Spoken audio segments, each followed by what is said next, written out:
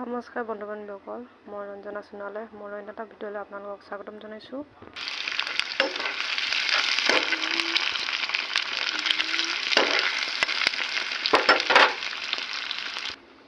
আজি আকৌ বনাবলৈ লৈছোঁ মাংস। কেৰাহীত তেল গৰম হৈ আছিলে, সেয়ে পিঁয়াজ, তেজপাত, জলকীয়া দি দিলোঁ। এইফালে মাংসত দিবৰ বাবে আলু কাটি ৰাখিছোঁ এনেদৰে, লগতে এয়া বিলাহী। পিঁয়াজখিনি ভাজা হোৱাৰ পিছত বিলাহীখিনি এড কৰি দিম।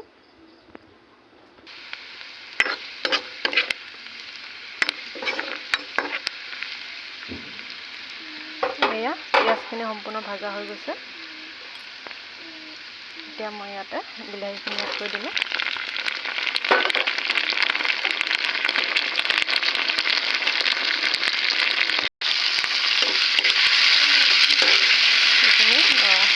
সম্পূৰ্ণ এতিয়া ভাজি ল'ম। ইয়াতে এতিয়া মই নিমখ হালধি এড কৰি দিম।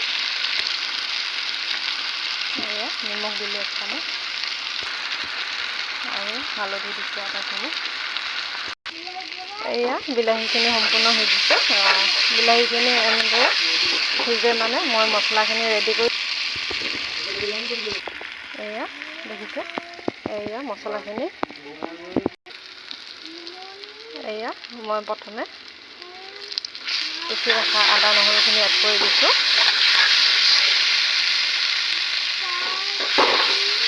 আদা নহৰুখিনি সিজালৈকে এনেদৰে ভাজি ল'ম। তাৰ পাছতহে বাকী মছলাখিনি এড কৰিম। এয়া এইফালে আদা নহৰুখিনি এনেদৰে ভাজা হৈ গৈছে, গোটেই মছলাখিনি হৈ গৈছে সম্পূৰ্ণ। এতিয়া মই বাকী মছলাখিনি এড কৰি দিম। ইয়াতে লৈছোঁ জালুক, ধনিয়া, জিৰা, ৰেড চিলি আৰু চিকেন মছলা। এয়া আটাইখিনি এড কৰি দিলোঁ। এয়া আটাইখিনি মছলা হোৱাৰ পাছত মাংসখিনি এড কৰি দিছোঁ।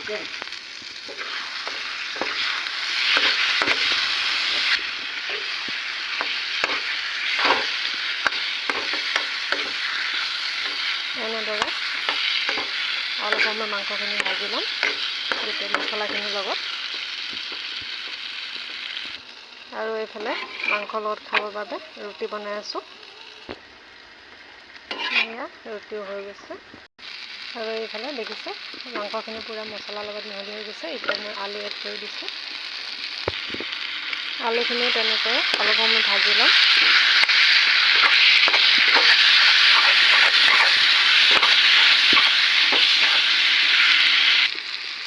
এয়া আলুখিনিও ভাজা হৈ গৈছে। এতিয়া মই পানী এড কৰি দিছোঁ মাংসখিনিত।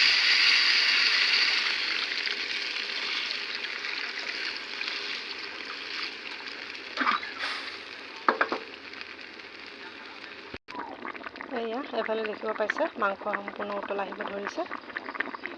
ৰুটিখিনিও সম্পূৰ্ণ পূৰা হৈ এয়া ৰুটিখিনি হৈ গৈছে। এয়া আজিৰ খানা ৰেডি। এইফালে লৈছোঁ বাঁহগাজ, ভোট জলকীয়া আচাৰ, কেঁচা পিঁয়াজ, ৰুটি, লগতে এয়া ব্ৰইলাৰ মাংস। কেনেকুৱা পালে মোৰ ভিডিঅ'টো জনাবলৈ নাপাহৰিব। ৰেচিপিটো কেনেকুৱা পালে জনাবলৈ নাপাহৰিব। যিসকলে মোৰ ভিডিঅ'টো শেষলৈকে চালে তেখেতসকলক বহুত ধন্যবাদ জনাইছোঁ।